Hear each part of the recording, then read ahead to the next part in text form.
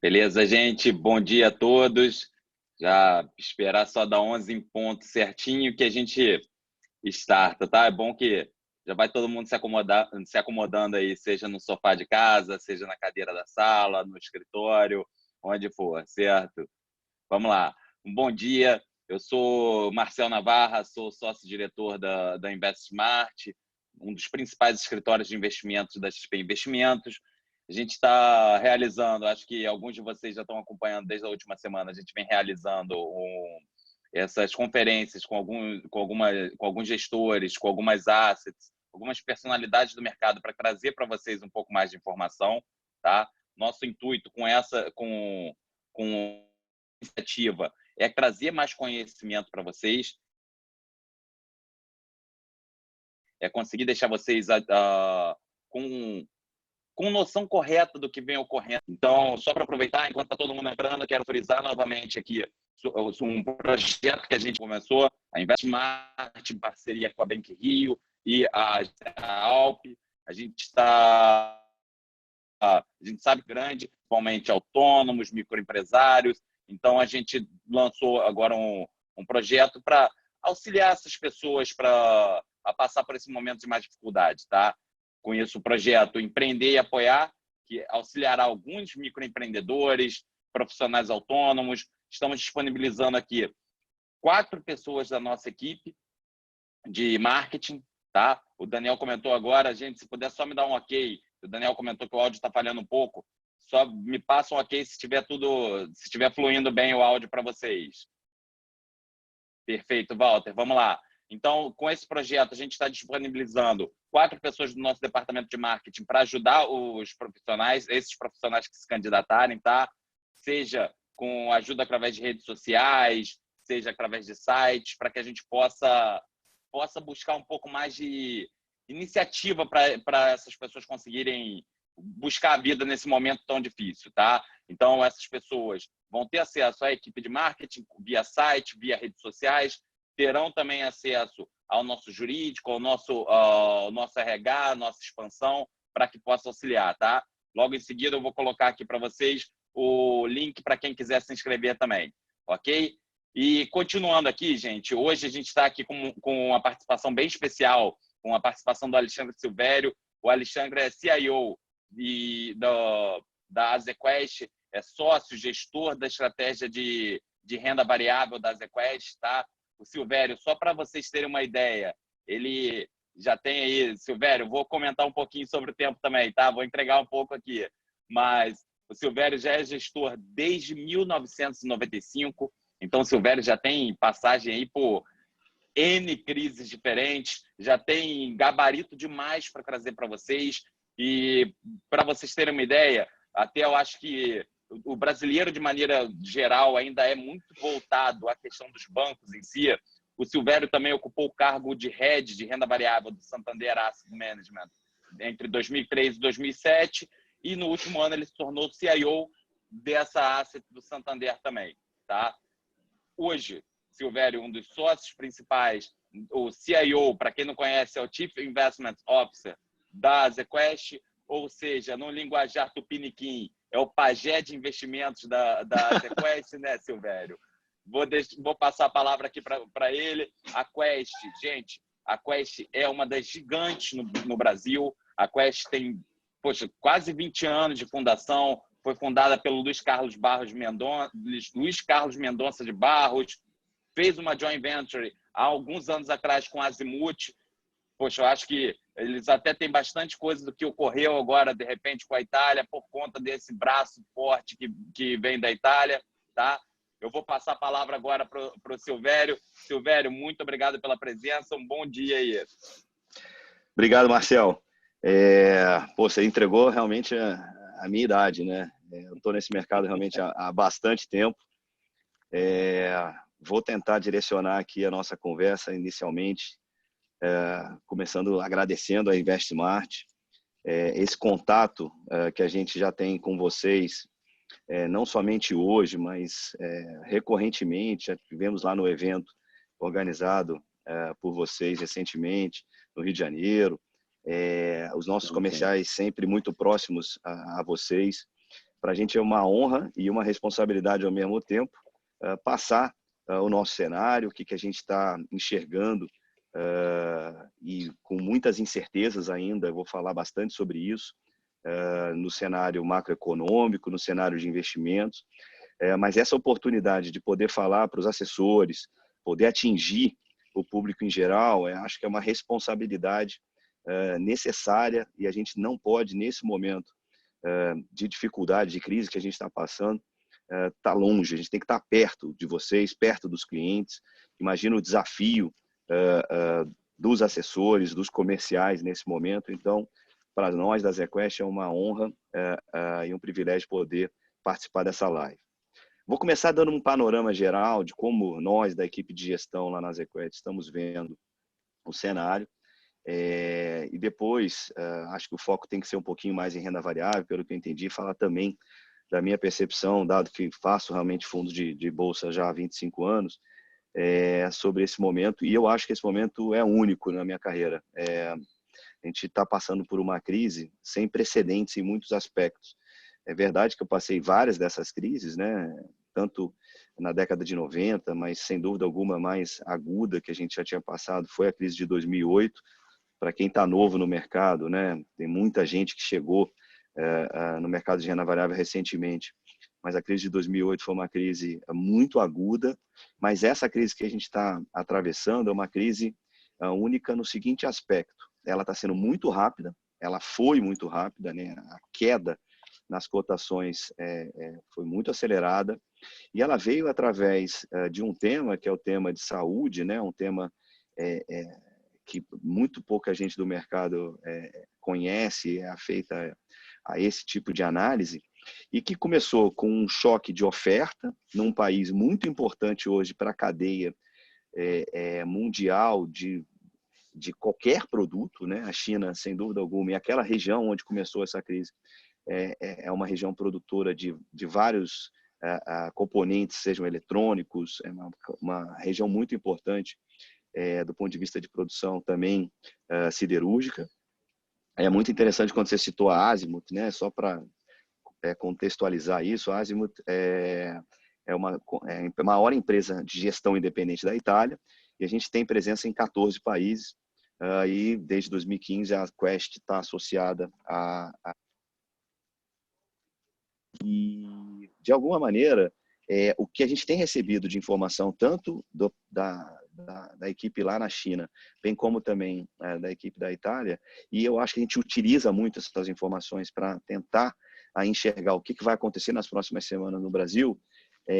Primeiro, é uma situação que requer muita responsabilidade, não somente dos órgãos governamentais, mas também de cada um de nós, mas é uma crise que tem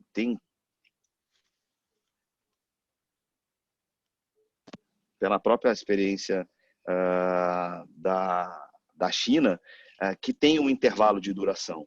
Ou seja, a minha mensagem, né, em relação a isso é que a gente está ainda no início aqui no Brasil de uma curva muito preocupante de casos e de uma queda muito acelerada na atividade, vou falar sobre isso, mas olhando o exemplo de outros países, principalmente da China, eu consigo enxergar que daqui a alguns meses a gente vai estar recuperando, a gente vai começar a voltar à vida ao normal. Sim, legal. Vou só colocar aqui meu celular. Dito isso, o cenário mudou muito rapidamente, como eu falei, houve esse primeiro choque de oferta e hoje a gente está vendo um choque de demanda, ou seja, o mundo inteiro está parado, o mundo inteiro, principalmente começando pela China de uma forma mais local e espalhou para a Europa mais recentemente e aqui no Brasil nas últimas semanas. A gente não tem como afirmar hoje quanto tempo isso vai durar, né? Acabei de falar que eu acho que alguns meses a gente vai estar retomando a atividade normal. E claramente mudaram e acho que mudaram para sempre. Então, assim, olhando do ponto de vista de investimento, olhando do ponto de vista de como a gente olha para a Bolsa, por exemplo, tem questões que estão sendo bastante discutidas nesse momento e que eu acho que vão ser permanentes. Por exemplo, essa questão do home office, a questão de como os setores de serviços vão ser impactados seja pelas questões do delivery, o e-commerce, a educação à distância. Então, todo esse cenário de crise que a gente está vivendo vai servir para todos nós e para a atividade de gestão de investimento também como uma grande lição. E a gente precisa, dentro dos nossos processos de investimento, e no caso, na ZQuest, a gente está fazendo isso de uma forma recorrente, ver como esse momento vai impactar hábitos de consumo, propensão a determinados setores de uma maneira diferenciada em relação a outros. Eu acho que falar de um momento em que a gente vai começar a recuperar é muito cedo, como eu citei. Mas acho que a gente está observando respostas bastante importantes por parte tanto das autoridades internacionais, bem como também do governo brasileiro.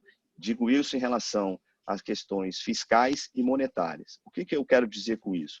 As taxas de juros no mundo inteiro foram praticamente levadas a zero nos Estados Unidos, muito baixas em quase todos os países, inclusive aqui no Brasil. Semana passada o Banco Central sancionou um corte de 50 basis points na curva de juros, na Selic, no caso, para um nível sem precedentes, 3,75. Acho que hoje a gente tem um debate muito grande entre os economistas sobre novos cortes. A gente está vendo uma inflação muito baixa hoje.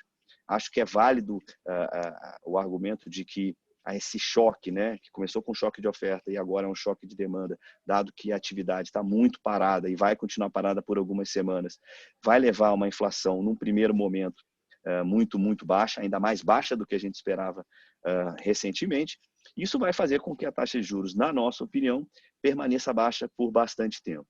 Do lado da política fiscal, ou seja, de quanto de gasto os governos vão começar a injetar na economia, é muito importante observar o que está acontecendo.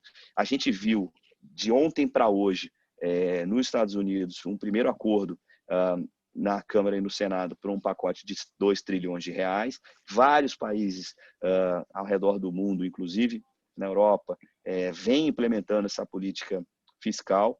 E no Brasil, a gente começou, a partir do final de semana, também a enxergar o governo começando a anunciar algumas medidas muito importantes na minha visão. Começou pelo BNDES no domingo, através do presidente Montezano, e na segunda de manhã o Banco Central também fez uma série de liberações de compulsórios, uma série de incentivos para tentar estabilizar alguns mercados, entre eles o mercado de crédito, que é o grande canal de transmissão hoje que me preocupa. Na prática, essa é uma crise diferente de 2008, eu citei 2008 aqui, porque é uma crise que não atinge no primeiro momento somente os bancos. Na verdade, o que a gente está vendo, e todo mundo está passando por isso, está sendo atingido a economia real, como a gente fala, ou seja, é o pequeno negócio, é o médio negócio. E isso realmente é uma coisa que é sem precedentes. Por isso que essas iniciativas de política fiscal, ou seja, é uma volta um pouco, que eu acho que vai ser temporária, de uma política mais expansionista. Não pode ser permanente, porque o Brasil não tem a situação fiscal ainda arrumada, a despeito de ter feito a reforma da Previdência no ano passado, mas nesse momento requer uma situação sem precedentes, uma atuação menos ortodoxa, e é isso que o governo está fazendo, na minha opinião. O cenário ainda é um cenário de alta incerteza. Eu acho que a única certeza que a gente pode afirmar é que a atividade vai ficar baixa, a inflação segue controlada e por isso que o juro vai continuar muito baixa. E falando um pouco sobre bolsa, a minha sensação é que a gente já está vivendo um nível de preço, e ontem foi um dia de forte alta, né? Vocês devem ter acompanhado. A gente hoje está um dia um pouco mais estável, uma oscilação um pouco menor, o que eu pessoalmente até acho positivo. A gente, essa excessiva volatilidade que a gente viveu nas últimas semanas é muito nociva para o investidor, para os gestores, e assim uma diminuição dessa volatilidade, para mim, vai ser um dos sinais que a gente pode estar começando a estabilizar um pouco o mercado, e isso vai trazer benefícios de médio e longo prazo. Hoje, falar de valuation, como a gente é uma casa fundamentalista que tenta analisar as empresas que a gente investe do ponto de vista dos seus valores intrínsecos, quanto elas vai valer no longo prazo.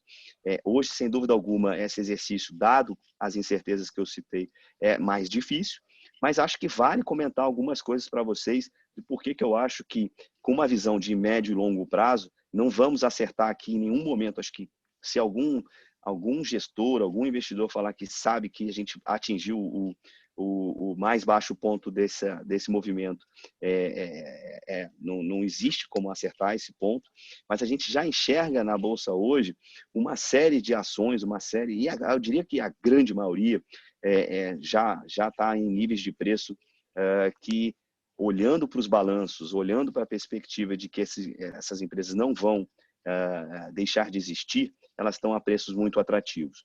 Só para dar um exemplo, quando eu olho o Ibovespa como um todo, o que a gente precifica nesse patamar próximo a 70 mil pontos é que no múltiplo, que eu considero um múltiplo justo para o atual nível de incerteza e de taxa de juros, a gente já tem precificado no conjunto de ações do Ibovespa em torno de 40% a 45% de queda de lucro. Ah, Silvério, será que pode ser menos, pode ser mais? Eu acho que 40% a 45% de queda de lucro é algo já bastante forte.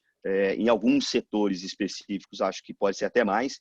Em outros setores, certamente, será menos. Mas esse é o nosso trabalho de tentar selecionar as melhores opções num cenário como esse.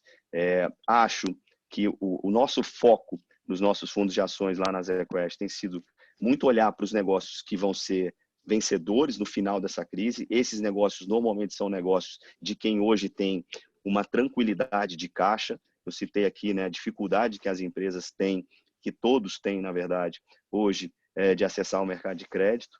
Então, olhar para empresas, independentemente dos setores em que elas atuam, que estejam muito bem preparadas do ponto de vista de menor endividamento, em uma situação de caixa um pouco mais confortável, são as empresas preferidas que a gente tem olhado. E principalmente porque, ao final, quando a gente sair desse túnel, dessa crise que a gente está vivendo, muito provavelmente as empresas mais fortes, isso é um dado de realidade, não tem como olhar diferente, as empresas mais fortes vão ter até uma capacidade maior do que as empresas que vão enfrentar dificuldades para conquistar mais a fatia de mercado.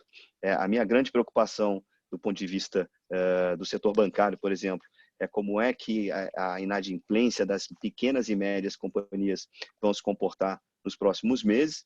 Mas, de novo, eu acho que as medidas que foram implementadas recentemente de quarentena, de lockdown, como a gente chama, são extremamente necessárias do ponto de vista da saúde pública.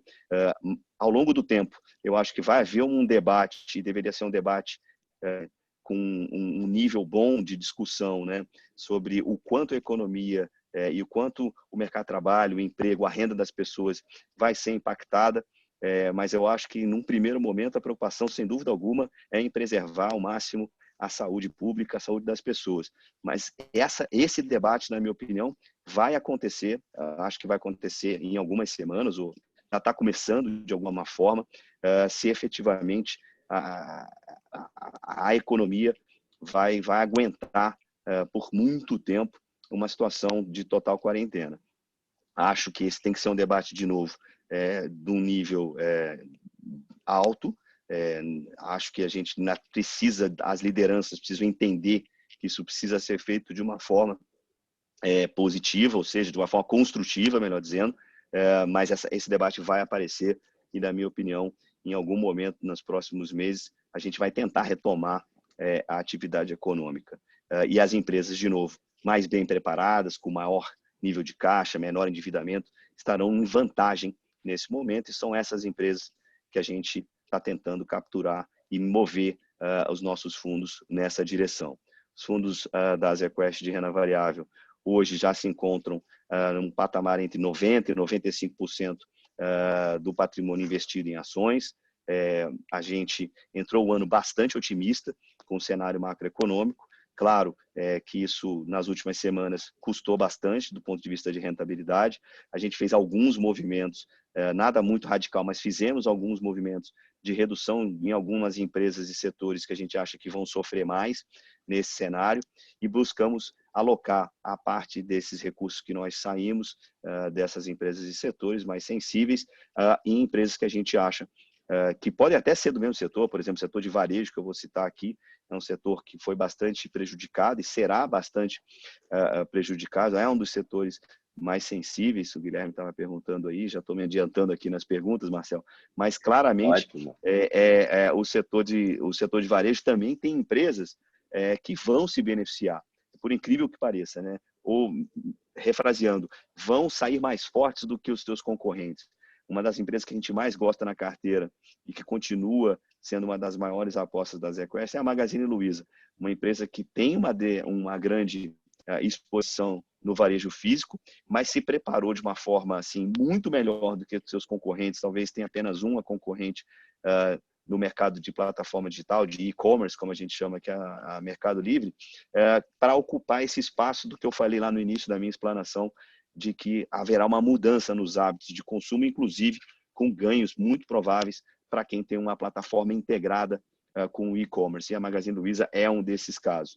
Essa é uma ação, por exemplo, que vinha performando muito bem, sofreu no início da crise, sofreu no início da semana passada, mas ela já vem mostrando uma recuperação de preço nos últimos pregões. É apenas para dar um pequeno exemplo de que não necessariamente um setor como um todo vai reagir de uma forma igual. Existem, dentro dos próprios setores, empresas que possivelmente vão ser mais afetadas. Vamos falar um setor que tem tido bastante problema, a gente está todo mundo acompanhando, o setor aéreo, por exemplo. É um setor que simplesmente tem um custo fixo elevado, é um setor que praticamente não diminuiu as receitas de uma maneira dramática e está trabalhando junto ao governo até algum tipo de ajuda. Esse é um setor que a gente hoje não tem na nossa carteira, a gente está evitando, na verdade, exposição para esses setores que são setores mais expostos a esse momento difícil que a gente está passando. Esse era o panorama geral que eu queria passar para vocês nesse início do nosso encontro aqui, da nossa conferência online, e aí volto aí para o Marcel, se ele quiser coordenar algumas perguntas e tudo. Agradeço bastante a InvestSmart mais uma vez aí pela oportunidade. Perfeito, Silvério. E, gente, até para colocar para vocês, eu acho que é bem legal a gente aproveitar essa troca de experiência aqui com o Silvério. Eu tenho algumas perguntas aqui que já estavam direcionadas, algumas outras que vieram no privado, Silvério, mas vou começar com uma pergunta bem ampla, tá? E eu acho que a gente vem falando muito sobre essa questão do lockdown, tá? Até o pronunciamento ontem à noite, que gerou, digamos assim, bastante repercussão do presidente. A gente está buscando, assim, eu acho que encontrar no meio dessa novidade, no meio desse cenário novo, um ponto de convergência onde todo mundo possa falar assim: aqui a gente encontra um patamar de tranquilidade entre saúde e economia. Entre saúde e economia, digamos, no curto prazo, né? Porque tem bastante gente que acredita até que se a gente ficar fechado muito tempo, obviamente também esse desemprego sobe e com isso a gente pode ter bastante efeito na economia. Agora, quanto tempo que a Quest vem trabalhando assim, Silvério, acreditando que, olha, o lockdown deve ser de tanto tempo? Você tem algum dado assim para passar, Silvério? Eu acho que esse é um ponto crucial nessa discussão. Eu vou tentar ser apolítico aqui, tá? Assim, como é a nossa característica lá na ZQuest. Eu acho que a gente está precisando de uma postura, como eu falei, construtiva, pensando no bem comum. Em primeiro lugar, acho que tem que estar a questão da saúde pública. Agora, é inegável que esse é um debate válido. Acho que a forma com que o debate tem que ser feito é o meu grande questionamento. Acho que a gente precisa ter esse debate na sociedade e, claro, com a coordenação das lideranças políticas do Brasil, mas claramente a gente precisa ter um debate em bom nível. E eu acho que hoje a gente tem uma carência, essa é a minha opinião pessoal, uma carência de lideranças para conduzir esse debate. Dito isso, eu acho que a sociedade como um todo, não somente os empresários, vão demandar que em algum momento a gente tenha esse debate caminhando de um fechamento total ou horizontal, como as pessoas estão falando, para talvez um negócio mais vertical, ou seja, que seja mais seletivo.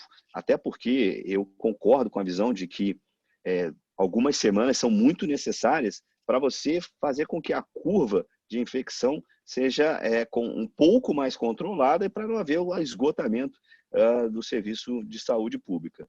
Mas permanecer nessa situação com uma indefinição por muitos meses, acho que a consequência econômica, sem dúvida, e assim, não estou aqui defendendo somente a questão do mercado em si, acho que é uma questão, sim, sem dúvida, poxa, de política pública, é simplesmente inviável.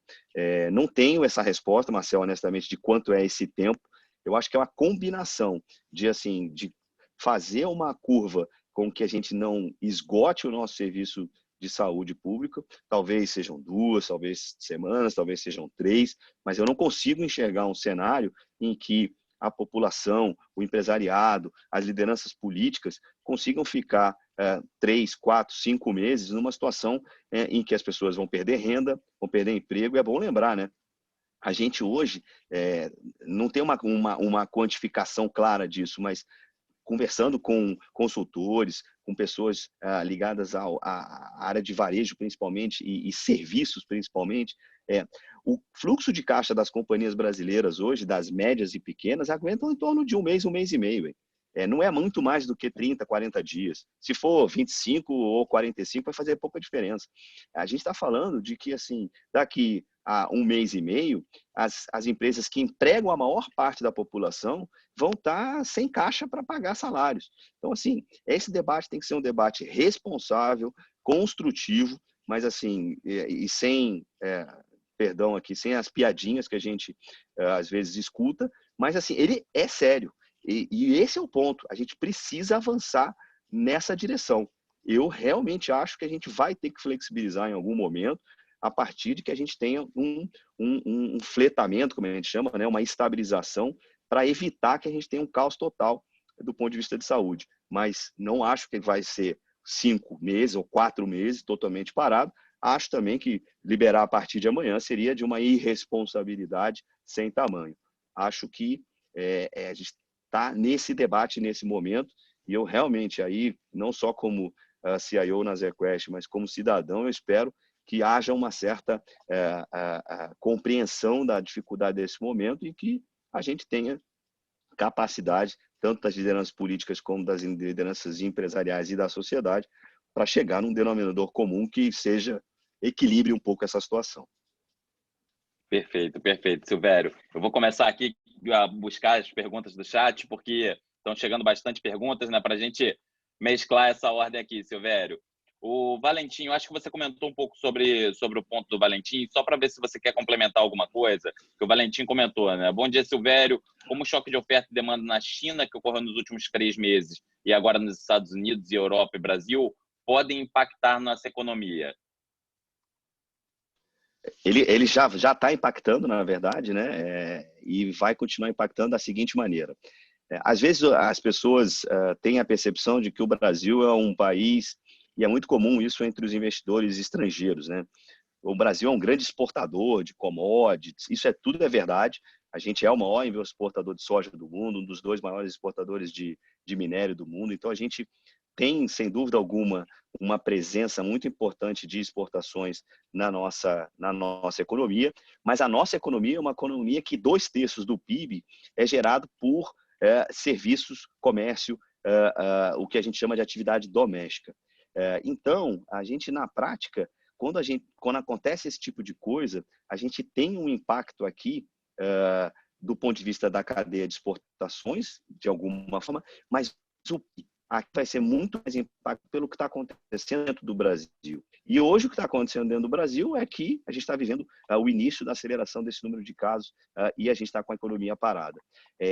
A consequência da parada dos Estados Unidos também do ponto de vista de um mercado consumidor importante global.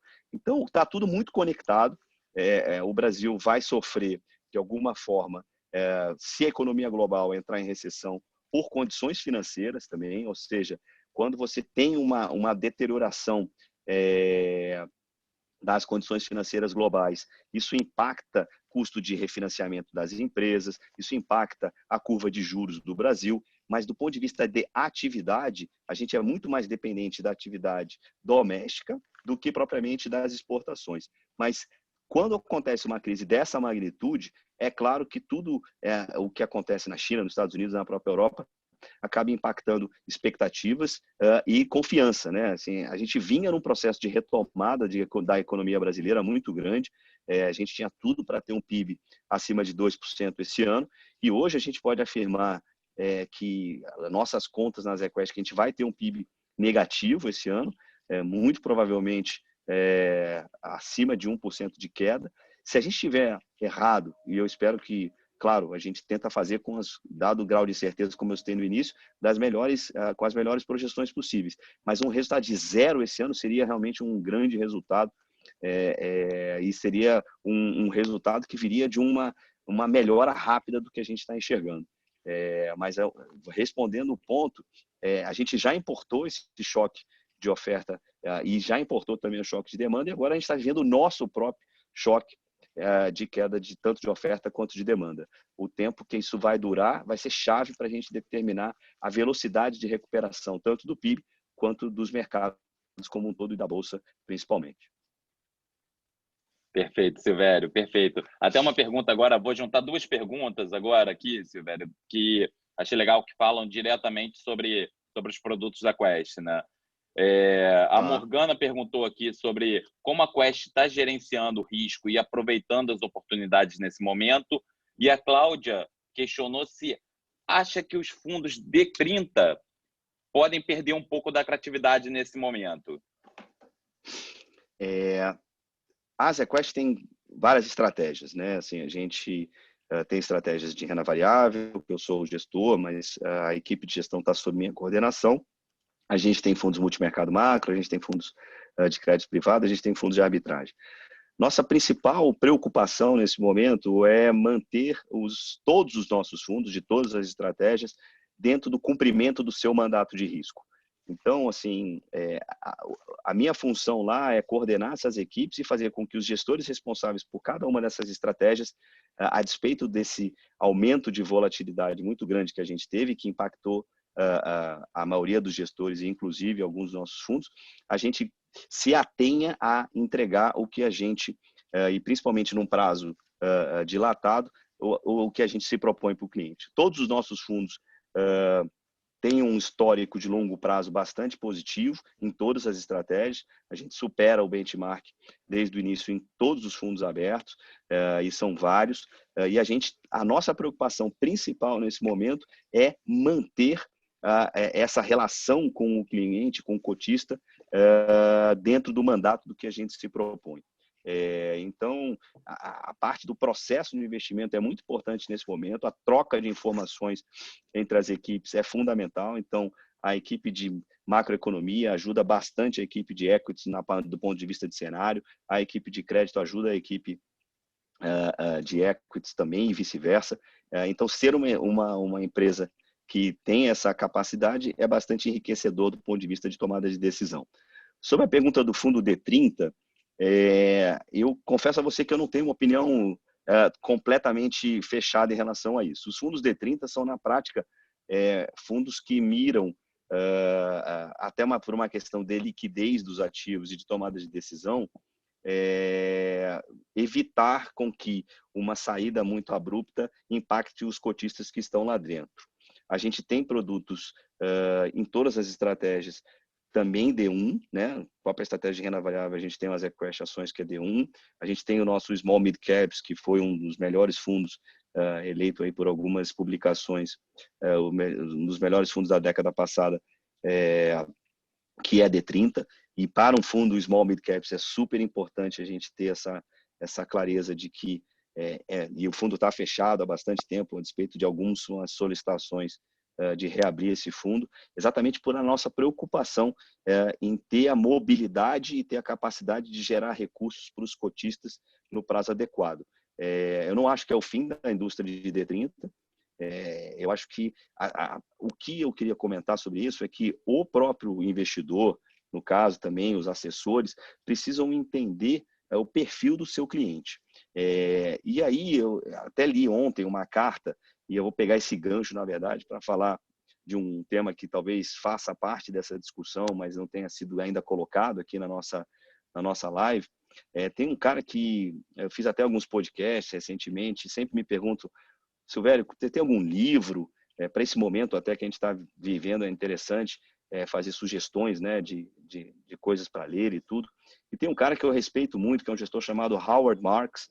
O livro que é o livro mais conhecido dele é The Most Important Thing, o que é mais importante. E ele solta cartas, ele é de uma empresa de gestão chamada Oaktree, e a carta que ele soltou ontem vai muito numa direção do que eu acredito. Vou até aproveitar e deixar ela aberta aqui para tentar olhar para algumas frases que ele coloca sobre o investimento nesse momento, né? E que vai um pouco nessa direção de fundo D30, de como é que a gente tem que encarar o investimento, principalmente em produtos mais arriscados, né? A gente não vai saber, segundo palavras do próprio Howard Marks na carta que ele soltou ontem, não vai saber exatamente onde é o fundo. Eu acabei de comentar isso, né? Qual é a mínima que a bolsa vai bater? Não sei, mas a gente tem que procurar se a gente já tem algumas barganhas, é o que ele cita. E eu acho que eu deixei claro aqui que eu acho que a gente já está no nível de preço que é muito interessante. Como é que eu faço, então, para, assim, eu invisto mais agora, coloco tudo a risco? Na prática, achei muito interessante o que ele falou, que, assim, se você tem um valor financeiro, e aí, de novo, vale para a questão do D30, que você sabe que você não vai precisar no médio prazo, e você não vai ficar incomodado com a flutuação de curto prazo, pode investir esse valor que você certamente vai ter um resultado de médio e longo prazo positivo. Se você vai ficar muito incomodado com oscilação de curto prazo, tem que investir menos. Acertar a mínima desse movimento é impossível. O que a gente tem hoje é uma oportunidade, na minha visão, de médio e longo prazo. Mas, assim, é fundamental para quem está nos ouvindo, nos assessores, falar com os clientes, na minha opinião e a opinião da ZQuest, que esse momento é um momento de oportunidade, mas o cliente tem que estar consciente de que, assim, a gente não consegue ter uma visibilidade de que o momento já passou e que a gente já viu o pior dessa crise. Se esse valor de mercado vai incomodar naquele montante que ele tem, ou se ele não pode esperar 30 dias para saber quanto ele vai ter no final, é melhor não investir ou investir menos. Perfeito, Silvério. Eu acho que isso é legal até porque muitos brasileiros estão conhecendo um pouco mais do ambiente de fundos de investimento por agora, né? Acho que saindo um pouco mais da poupança, dos investimentos mais conservadores, até nos próprios bancos. Até pouco tempo atrás, muita gente estava ali. A gente sabe quanto tempo que o dinheiro fica parado, que eu digo, gente, não é que esteja literalmente em conta, hora que utilizar muito DI, muita liquidez para deixar o dinheiro, e muitas vezes o dinheiro fica lá durante, uma pesquisa já mostrou que durante 8 anos, às vezes o dinheiro fica parado em liquidez na conta. Então, é importante a gente começar a avaliar isso. E eu acho legal esse comentário que você fez, Silvério, até para que as pessoas poderem entender um pouco mais do que é um fundo de investimento, né? Eu costumo falar com os meus clientes aqui o seguinte: um fundo de investimento, quando eu escolho um fundo de investimento, eu escolho um bom comandante para o meu barco e vou para o mar com ele. Eu sei que ele vai ser o principal responsável para levar o meu recurso, né? É o caso até do próprio Silvério, gente. Eu, por exemplo, eu falo, olha, o dinheiro que está com o Silvério não é um dinheiro para tocar. É um dinheiro para deixar lá, porque eu sei o seguinte, está bem comandado. Eu não preciso me preocupar, mas desde que respeite um pouco do que você comentou agora, né, Silvério? Que saiba certinho, poxa, eu preciso, de repente, desse recurso? Se eu precisar, obviamente, é sinal de que eu não estou respeitando uma premissa minha básica do que, bom, se é uma reserva de emergência, eu tenho que ter com mais liquidez aqui, né? E liquidez, geralmente, é completamente avessa a uma exposição um pouco maior, né, Silvério? É exatamente isso, Marcelo, perfeito. Perfeito. Vamos lá, então, Silvério. Continuando aqui, vamos voltar um pouquinho aqui na questão de alguns papéis, Silvério, só porque eu vi que pintaram algumas dúvidas alinhadas a isso. O Alex questionou aqui na questão do transporte como um todo. Você acredita que será um divisor de águas, uma vez que as pequenas serão mais prejudicadas no mercado? Eu acho que sim. Eu só não entendi a questão do transporte, né? Assim, a minha sensação... Acredito que seja o transporte aéreo de maneira geral, né? Tá. Eu acho assim, eu já vinha comentando isso e debatendo isso internamente com a minha equipe e comentando com alguns clientes.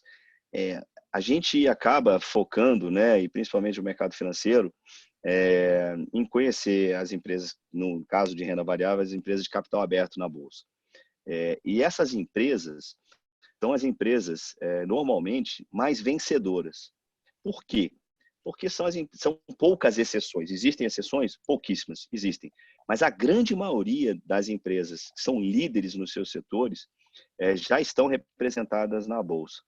E essas empresas têm uma facilidade maior, e eu acho que isso vai continuar ao longo dos próximos anos. Isso é uma tendência que eu chamo de estrutural. A gente está passando por uma dificuldade nesse curto prazo, mas que estruturalmente isso não vai mudar. Essas empresas têm uma gestão normalmente bastante profissional e bastante qualificada. São empresas que têm acesso ao mercado de capitais, ou seja, têm acesso a recursos, fazer ações para tomar dívida a um custo muito menor do que as empresas médias e pequenas. Essas empresas aumentando a sua participação de mercado de uma maneira bastante acelerada. Eu sempre gosto de usar o exemplo do setor de locação de automóveis, por exemplo. A gente tem Localiza ainda na carteira. Quando o primeiro IPO foi a Localiza, há quase 15 anos atrás, e de alguma forma, o que a gente viu nos últimos anos foi a concentração nas 3 companhias de capital aberto, né? Locamérica, Movida, Localiza e a Unidas. Então, assim, a gente vai continuar vendo isso. As empresas mais fortes, claro, são as mais bem preparadas para enfrentar essa crise, e eu acho que as empresas menores vai ter que ter, inclusive, naquilo que eu coloquei da questão da política fiscal, né? Vai ter que ter uma ajuda governamental, porque elas empregam bastante gente, mas claramente, olhando para o investimento em bolsa, você tem aí empresas que dessa crise vão sair ainda mais fortes nos seus setores e vão conseguir ganhar mais fatia de mercado. Eu acho que não só no segmento de transporte aéreo, mas eu vejo isso no setor de saúde, por exemplo, no setor de educação, por exemplo, no setor de varejo, cada um dentro de uma realidade diferente para esse momento. Eu acho que o setor de educação vai passar por uma mudança estrutural também. As empresas mais bem preparadas para ofertar ensino à distância, aquilo que eu falei de mudanças de hábitos, né? Acho que o ensino à distância vai se tornar mais necessário, e os provedores de serviços nesse segmento vão ter uma vantagem competitiva muito grande, e isso vai cada vez ficar mais claro ao longo do tempo. Então, assim, eu acho que as empresas estão passando por um momento difícil, queda de receita, dificuldade de rolagem de dívidas. Agora, para mim é muito claro que no final dessa história a gente ainda vai ter empresas muito vencedoras em cada um dos setores. Perfeito, perfeito, Silvério. Até pontuando aqui, vou aproveitar uma pergunta mais que pintou aqui agora para manter nessa posição dos fundos. Eu acho que você já, se bem que você já citou bem, né, que dado o cenário, o Aelson comentando aqui que alguns fundos de ações conseguiram ainda nesse cenário adverso defender um pouco das posições. Dado esse cenário adverso, como se foi definida alguma estratégia para defender a posição, você acabou respondendo agora há pouco, né? Só se quiser complementar alguma coisa, ou acho que já foi tudo, né, Silvério? Não, acho que sim. Só sobre esse ponto da defesa, né, é importante comentar. A gente, por exemplo, nos nossos fundos multimercado, nossos fundos long short, que são fundos de ações com uma estratégia de carteira comprada e carteira vendida, a gente sempre carrega vários hedges, mesmo no nosso fundo long bias. Esses hedges funcionaram em alguma medida, mas a gente tinha uma carteira que era uma carteira que apostava no que a gente estava enxergando, né? A gente, se tem algum reparo, algum arrependimento que eu tenho, foi que claramente a velocidade foi muito maior e a gente não enxergou isso na velocidade talvez requerida, mas a gente tinha hedges, principalmente através de opções de venda de Ibovespa, através de opções de venda de S&P, eles funcionaram até um determinado nível de preço. E a velocidade foi tão grande que depois daquele nível de preço, a gente achou que não fazia mais sentido e a gente acabou saindo desses hedges cedo. Mas a carteira em si é o mais importante nesse momento, essa distribuição setorial e pelas empresas que a gente acha que estão mais bem preparadas é o que vai determinar a retomada ou quando estabilizar esse mercado, a gente vê essa diferença. Eu olho hoje os fundos, eu vejo alguns poucos fundos conseguir.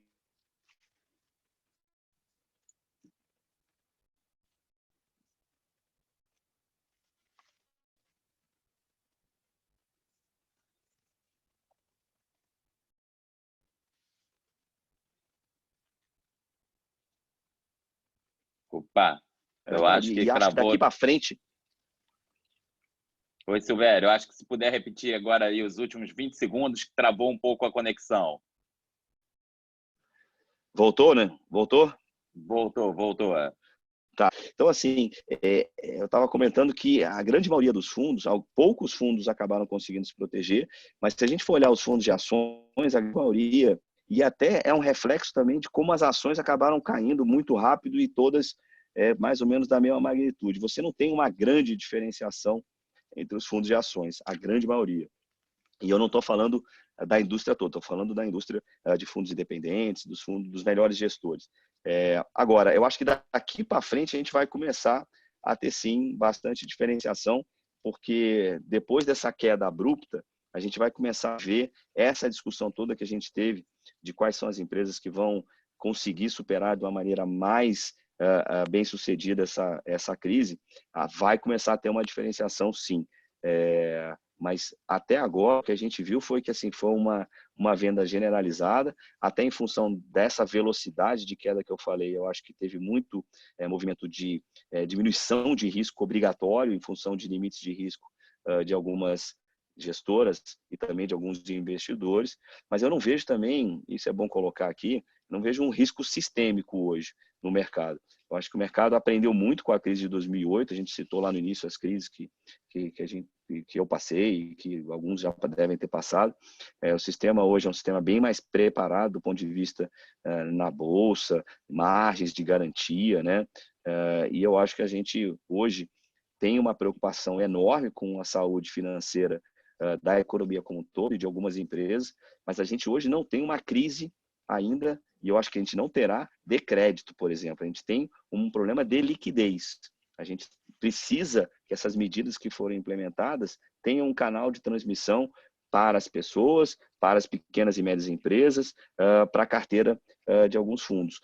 Acho que isso está sendo endereçado ao longo dessa crise, até olhando do fim de semana para cá, como eu citei, de uma maneira bastante positiva. Acho que ainda vai ter mais notícias nesse sentido, de expansão monetária e fiscal, e vai na direção correta, na minha visão. Perfeito, Silvério. Você até adiantou um pouco um ponto que eu vou entrar daqui a pouquinho, Silvério, mas só para aproveitar uma pergunta que eu achei bem pertinente aqui, do Celano, que foi, na sua visão, como ficam os IPOs? Haviam boas oportunidades previstas antes da crise. Empresas podem ver oportunidades ou devem acabar aguardando isso passar, Silvério? Eu acho que falar de IPO nesse momento, em que houve uma queda muito grande e tem praticamente várias empresas que há preços muito mais atrativos do que a gente vinha enxergando há 2, 3 meses atrás, eu acho que a gente vai ter uma parada nesse processo de IPOs. Agora, a partir do momento que a gente estabilizar, como eu venho falando, as boas empresas, e tinham empresas interessantes, nem todas, tá? Sendo bem honesto, você tinha aí alguns setores bastante com um número enorme de empresas vindo ao mercado, tinham empresas que talvez estivessem querendo levantar capital a preços que nós mesmos da ZQuest achávamos que a gente não participou de algumas operações e não iria participar de outras, mas tinham empresas bastante interessantes em vários setores.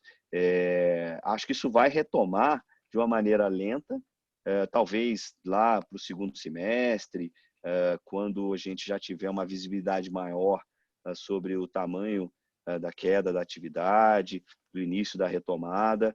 Mas acho que o mercado de capitais no Brasil está no processo também, né, aquela tendência estrutural que eu falei. Eu acho que essa tendência estrutural vai continuar. E as empresas precisam, os investidores precisam, essa desintermediação, a saída do investimento público e a troca por investimento privado é uma necessidade dada a nossa situação fiscal, que permanece. Então, assim, a indústria de fundos é um protagonista, assim como o aumento de pessoas físicas adquirindo ações, adquirindo títulos de renda fixa. Isso é necessário ao longo do tempo e eu acho que isso vai ser retomado lá na frente, assim como a economia vai retomar em algum momento. Mas, no momento, a IPO, eu acho que nem pensar. Ótimo, ótimo, Silvério. Até aproveitando aqui mais um gancho de uma que veio no privado aqui, setor de utilities e setor de proteínas, ou como foi colocado aqui, versus setor de proteína. Acho que talvez essa pergunta seja porque muito tem se falado até de aproveitem esses setores porque o pessoal acaba não deixando de necessidade de saneamento, de energia, tudo, além do setor de proteínas, que acaba que o tempo inteiro o pessoal tem que se alimentar. Agora, o ponto principal foi quanto você acha que esse setor de utilities pode ser afetado aí, talvez, por demandas demandas públicas, digamos, né? Como talvez aí uma isenção de contas, algo do gênero. É debate que a gente vai tendo com os nossos analistas lá na ZQuest, bastante intenso. E, assim, o setor tem sofrido, na verdade. Esse é um setor, o setor de energia elétrica, principalmente, é um setor que normalmente é um setor muito defensivo, como a gente chama, né? Como você citou. Ele tem aí um fluxo de caixa bastante constante, as pessoas não deixam de consumir eletricidade, luz, as empresas podem até ter algum tipo de redução de necessidade de consumo, por redução de turno de trabalho, mas é um setor mais estável do que a grande maioria. Agora, a gente tem observado no segmento principalmente de distribuição, né? Ou seja, aquele segmento que faz a energia elétrica chegar na residência ou no local de consumo, seja um cliente individual, um cliente rural. Um pouco mais pressionado em função da percepção de que, principalmente para aquelas empresas estatais, ou seja, empresas detidas pelos estados, na verdade, né, porque a gente não tem nenhuma distribuidora federal. A Eletrobras faz parte com algumas distribuidoras ainda, estava no processo de desinvestimento de algumas distribuidoras, ainda tem algumas, mas já diminuiu bastante sua presença. As empresas distribuidoras estaduais. É muito provável que no curto prazo a gente tenha tanto uma deterioração de receita nessas empresas em função de uma menor demanda de energia, bem como também algum tipo de iniciativa que faça com que haja um adiamento de multas ou até mesmo de isenção num determinado segmento mais popular. Acho que essa é uma discussão, de novo, dentro daquele ambiente de discussão de políticas públicas que tem que ser levada a sério. Existem contratos, essas empresas têm suas salvaguardas do ponto de vista contratuais para prestar esse tipo de serviço. Eu acho que vai ter uma queda, sim, de demanda, mas eu não acho que essas empresas vão simplesmente à mão de receita nesse momento sem nenhum tipo de compensação. Então, eu acho que segue sendo um setor bastante defensivo. A parcela de transmissão de energia é a parcela que não vai ter nenhum tipo de risco desse debate. Acho que é o setor mais defensivo dentre os serviços de energia elétrica. O setor de geração tem aí algumas complexidades adicionais, principalmente em relação ao preço de energia contratada, né, que depende de uma série de fatores, até mesmo climáticos. Mas o setor de distribuição está passando por esse momento de um incremento de incerteza, mas que eu acho que no médio e longo prazo isso vai ser rebalanceado dentro do resultado dessas companhias, porque não faz sentido o cara prover o serviço, né, e não ser ressarcido do serviço que ele está provendo. Perfeito, perfeito. E o setor de proteínas? O setor de proteínas é um setor que a gente teve uma exposição muito grande no ano passado, principalmente através de uma exposição em JBS, e a razão disso foi essa crise é tão intensa que a gente até esquece de algumas coisas que a gente entrou esse ano com uma crise geopolítica no Irã, que o petróleo teve uma baita volatilidade, e a gente até esquece, mas a gente teve JBS ao longo de 2019 muito em cima da percepção de que a gripe aviária, naquela época, né, a gripe suína, na verdade, lá na China, impactou de uma maneira muito significativa a produção de proteína de rebanhos na China, e isso ia beneficiar principalmente JBS, que era uma empresa que tinha um volume de exportação muito grande. O papel foi muito bem, foi uma boa performance da nossa carteira no ano passado. No início desse ano, em virtude de um preço bastante mais elevado e de uma percepção de que as coisas iam começar a se normalizar do ponto de vista de oferta de proteína animal no mundo, e até mesmo da questão da guerra comercial, que poderia levar a China a começar a importar mais proteína de outros países, principalmente Estados Unidos, e a gente saiu desse setor. Hoje a gente não tem uma exposição relevante nesse setor. Acho que é um setor que tem sua característica de ser um setor defensivo, entre aspas, nessa questão de que o mundo vai continuar consumindo proteína, mas acho que na Bolsa tem oportunidades melhores em alguns outros setores, como eu citei aqui, o setor de varejo, entre esses setores mais ligados à economia global, que eu chamo de cíclicos domésticos. A gente tem uma por Vale, acho que a gente tem o minério ainda num preço bastante atrativo, e a Vale, a despeito de toda a situação difícil que ela enfrentou no início do ano passado por aquele acidente que foi bastante trágico, o nível de caixa que ela hoje vai gerar com esse nível de minério é muito confortável, tem uma margem de segurança muito grande para o valuation da Vale, esse nível de preço. A empresa está no nível mais barato quando você olha a geração de caixa em relação ao valor de mercado que eu já vi, né, ao longo desses 20 e poucos anos, e a gente opta, em vez de proteína hoje, por uma exposição no setor de mineração. Perfeito, perfeito. Vamos lá, Silvério. Até voltando aqui uma pergunta agora que, como você falou sobre a questão do crédito, eu queria colocar aqui um ponto a mais, que foi sobre a questão que você não vê hoje um risco de crédito assim, e veio uma pergunta um pouco na linha da própria Quest sobre os fundos de crédito privado, né? Primeiro, como você vê os riscos de insolvência? Acho que você comentou um pouco, mas se puder complementar. E uma outra pergunta que foi sobre Tá, complementando aqui, desculpa só. Como você vê os riscos de insolvência, e se poderia falar um pouco sobre os produtos de crédito privado, apesar de não ser o foco hoje, mas queria ter uma ideia das empresas que a Quest investe, que a ZQuest investe, tá?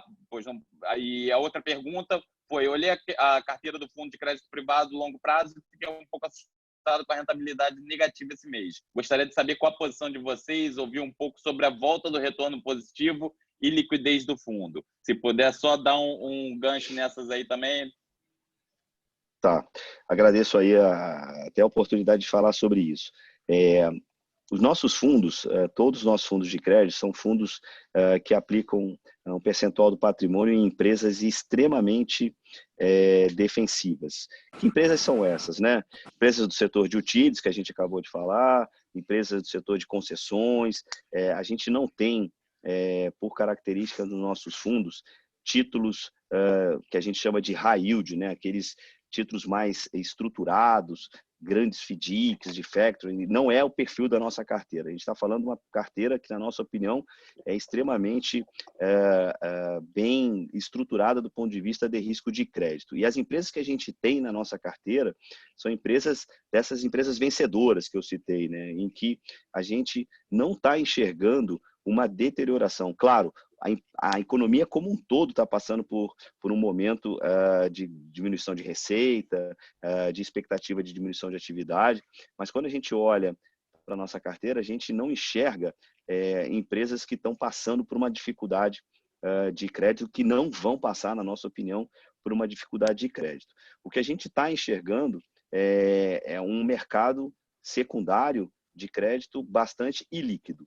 E isso está levando a algumas remarcações de preço de mercado e de uma demanda de alguns cotistas pelo recurso, que obriga alguns gestores, inclusive a gente, a vender esses ativos para fazer frente a esses resgates. O que eu preciso dizer é que, assim, hoje, essa rentabilidade negativa é resultante dessa marcação a mercado deteriorada em função de uma série de remarcações que a gente está tendo em virtude até da necessidade de venda de ativos.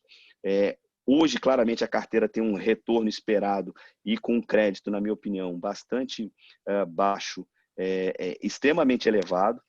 Ou seja, a pessoa que hoje fizer um resgate desse fundo, de qualquer fundo de crédito, tá, da indústria hoje, claro, existem perfis diferentes de fundos de crédito, vai estar consolidando um resultado em que, na prática, ela está apenas pegando a parte ruim da marcação a mercado e não olhando para a perspectiva que o carrego, ou seja, o quanto esses títulos vão retornar daqui para frente, uma vez que a gente acredita que o risco de crédito é muito baixo, o carrego é bastante elevado. Então, assim, é muito mais a tentativa de tranquilizar do ponto de vista de risco de crédito. A gente tem, sem dúvida alguma, uma preocupação com a liquidez dos ativos. Isso é uma realidade. Inclusive, tem uma matéria hoje, até no Valor, quem puder dar uma olhada é importante. O Banco Central já fez uma medida bastante significativa na segunda-feira, no sentido de que ele permitiu com que os bancos utilizassem uma parte dos compulsórios para atuar no segmento. Eu acho que isso vai trazer uma maior liquidez para esse mercado, e a tendência dos próximos dias, na nossa opinião, é que os bancos, e eu estou junto à equipe da área de crédito lá na Quest, já está observando isso, os bancos já estão começando a ser mais ativos, e a gente está vendo um início, na minha opinião, de uma maior fluidez nesse mercado. Perfeito, perfeito, Silvério. Então, a gente está chegando aqui ao final também, Silvério, já batendo 1 hora agora de Zoom, né? Vou pedir o seguinte, Silvério, se você puder passar o recado final aí da Quest para os clientes, para quem ainda não é cliente, que queira conhecer também. Muito obrigado pela presença também, Silvério. Se puder passar o recado aí para o pessoal. Bom, obrigado, Marcel, mais uma vez, como eu falei no início, para quem não tinha entrado ainda no início, para a gente da ZQuest é um prazer, um privilégio poder estar dividindo aqui um pouco a nossa visão, o que a gente está implementando nos nossos fundos. A gente tem um lema lá na ZQuest para qualquer dos fundos que a gente administra, e que investimento não é uma corrida de 100 metros, é uma maratona. A gente encara isso na realidade, nas tomadas de decisão no dia a dia. Então, quando eu faço a parte de renda variável, quando a gente toma uma decisão nos nossos fundos de renda variável, é mirando o médio e longo prazo. Isso serve para as outras demais áreas de gestão dentro da ZQuest. Então, nesse momento em que a gente tem uma grande oscilação nos mercados, é importante muito mirar esse médio e longo prazo. E as nossas tomadas de decisão é realmente muito em cima dessa visão de que, primeiro, a ZQuest é uma empresa que tem 20 anos de história, sempre prezou pelo respeito ao processo de investimento, aos mandatos de risco dos nossos fundos, e é essa linha que a gente vai continuar seguindo, com uma equipe que trabalha junto há muito tempo e que tem total, está absolutamente alinhada com os cotistas, até porque o nosso dinheiro pessoal está todo dentro da empresa, e a gente acredita que essa é a melhor maneira de ter o alinhamento total com os nossos cotistas. Então, como sempre, a ZQuest está à disposição da InvestSmart, dos assessores, dos clientes, para qualquer tipo de esclarecimento. Se tiver alguma pergunta que não foi endereçada, manda para a gente, manda para o Dudu, que é o nosso comercial que atende vocês. A gente vai ter toda o prazer de responder a todos e sempre à disposição. Perfeito, Silvério. Mais uma vez, muito obrigado aí pela presença. Acho que excelente esclarecimento aí para todo o público que estava presente, que foi acompanhando. Ficaram algumas perguntas aqui, gente, mas como combinado, eu vou passar depois para o Dudu também. A gente vai tentando matar aqui direto no time da InvestSmart. Encaminhei agora também no chat o site da ZQuest, para quem quiser conhecer um pouco mais, o site da própria InvestSmart. Caso alguém tenha alguma dúvida a mais também, pode entrar em contato com um dos nossos assessores, que vocês terão mais acesso às informações sobre a ZQuest. Um grande abraço a todos, gente. Um bom dia